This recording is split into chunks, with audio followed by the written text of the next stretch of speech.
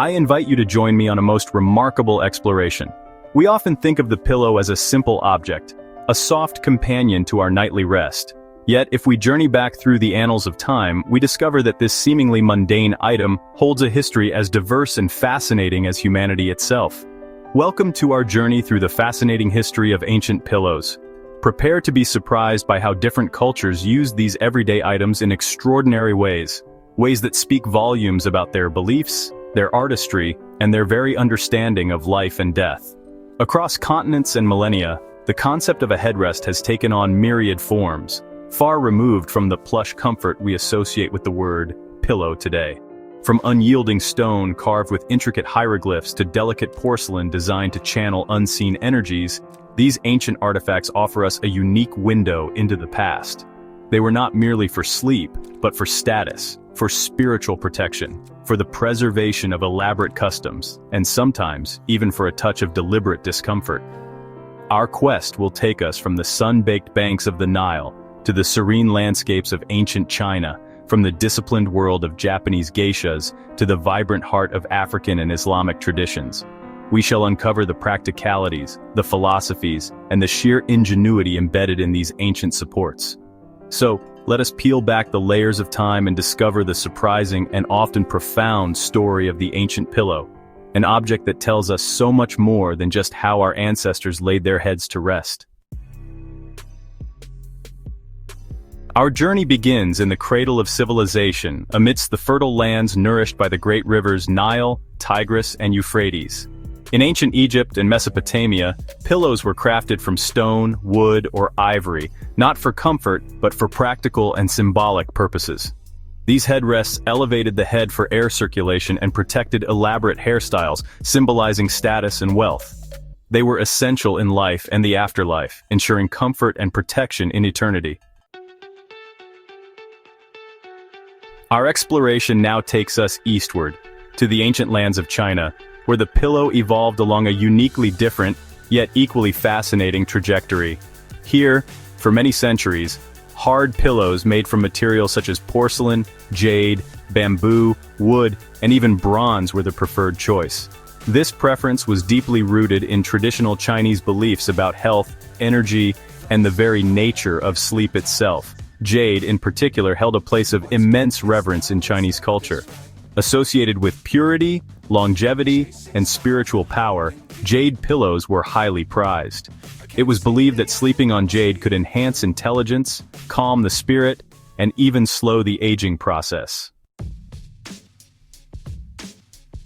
Our journey now transports us to the islands of Japan, a land where tradition and meticulous artistry intertwine in every facet of life.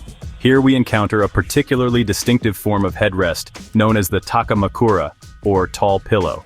This unique object, often crafted from wood, offers a fascinating insight into a culture that placed immense value on discipline, aesthetics, and the preservation of elaborate customs, particularly concerning personal appearance. The Takamakura is perhaps most famously associated with geishas and maikos, apprentice geishas. These women, renowned for their artistry and elegant presentation, wore incredibly complex and time-consuming hairstyles, known as nihongami. These elaborate coiffures, often adorned with intricate ornaments and shaped with wax, were not something that could be easily redone each morning. The Takamakura was specifically designed to protect these hairstyles during sleep. Imagine the challenge to rest without disturbing a single, carefully placed strand of hair. The Takamakura provided the solution. It typically consisted of a small padded cushion, often filled with buckwheat husks or rice bran, set atop a lacquered wooden base. The sleeper would rest the nape of their neck on this small cushion, allowing the bulk of their elaborate hairstyle to remain elevated and untouched, suspended in the air, as it were. This form of rest, one might imagine, was not inherently comfortable in the way we understand comfort today. Indeed, the Takamakura was often intentionally designed to be somewhat unaccommodating. This was not an oversight, but a deliberate feature. The slight discomfort served as a subtle reminder to the sleeper, discouraging excessive movement or deep, prolonged slumber that might lead to the hairstyle becoming disheveled. Our exploration of ancient and traditional headrests now takes us to the vast and diverse continent of Africa and into parts of the Islamic world, where wooden headrests have played, and in some communities continue to play, a significant cultural and practical role. These objects, often exquisitely carved, are far more than simple supports for the head. They are imbued with deep symbolic meanings reflecting social status, spiritual beliefs, and ancestral connections. Across many African cultures, particularly in Eastern and Southern Africa, portable wooden headrests have been a common personal item for centuries. These are not typically used on a bed in a permanent dwelling, but are carried by individuals, especially nomadic or semi-nomadic peoples, such as herders. Their lightweight and durable nature makes them ideal for a life on the move, providing a consistent and familiar place to rest the head, regardless of location. The designs of these African headrests are incredibly varied, reflecting the distinct artistic traditions of different ethnic groups. Some are elegantly simple, with a gracefully curved upper surface supported by one or more columns. Others are intricately carved with geometric patterns, animal motifs, or anthropomorphic figures. These carvings are rarely purely decorative. They often carry specific symbolic meanings, relating to lineage, community, or spiritual protection. For many, the headrest is considered a deeply personal object, almost an extension of the owner. It is believed that a part of the owner's spirit or essence can reside within their headrest. As such, these objects are often treated with great respect and are not typically shared. Upon the owner's death, the headrest might be buried with them, passed down as an heirloom, or even used in ancestral veneration rituals, connecting the living with the departed. As we have journeyed through diverse cultures and epochs, a compelling pattern has emerged, one that dramatically reshapes our understanding of the ancient pillow. It becomes abundantly clear that for a vast expanse of human history, the primary purpose of these headrests was not the pursuit of soft, yielding comfort as we know it today. Instead, ancient pillows were designed to serve a host of practical, spiritual, symbolic, and social functions, often prioritized far above mere physical ease. Consider the materials themselves: stone, wood, porcelain, jade, baked clay. These are substances inherently unyielding, offering a firm, often cool support rather than a plush embrace. This choice was deliberate, reflecting a different set of priorities. In hot climates, as we saw in Egypt, the coolness and elevation provided by a stone headrest were practical advantages, aiding in ventilation and hygiene, keeping the head away from insects or dirt. The preservation of intricate and culturally significant hairstyles was another dominant theme, recurring in societies as disparate as ancient Egypt, traditional China, and feudal Japan. These hairstyles were not mere fashion statements. They were often indicators of status, marital condition, or ritualistic readiness. The pillow, therefore, became an essential tool in maintaining this crucial aspect of personal and social identity, a silent guardian of elaborate coiffures. Beyond these practicalities, the symbolic and spiritual dimensions of ancient pillows were profoundly important. Headrests were frequently seen as protective amulets, warding off evil spirits or malevolent influences during the vulnerable state of sleep.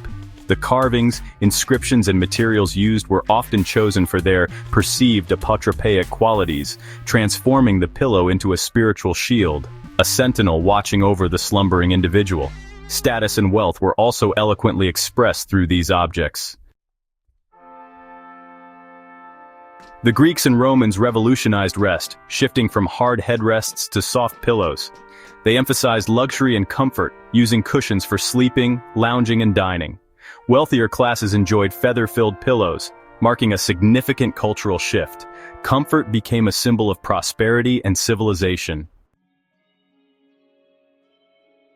And so, our exploration of the ancient pillow draws to a close. From the stoic stone headrests of Egypt, guarding pharaohs in their eternal sleep, to the delicate porcelain dreams of China and the disciplined repose of Japanese geishas, we have seen how this simple object has been a mirror to diverse cultures, reflecting their beliefs, their artistry, and their unique adaptations to the world around them. It is a testament to human ingenuity and the enduring quest for meaning, even in the most ordinary aspects of life. We have discovered that for much of history, the pillow was far more than a mere comfort item.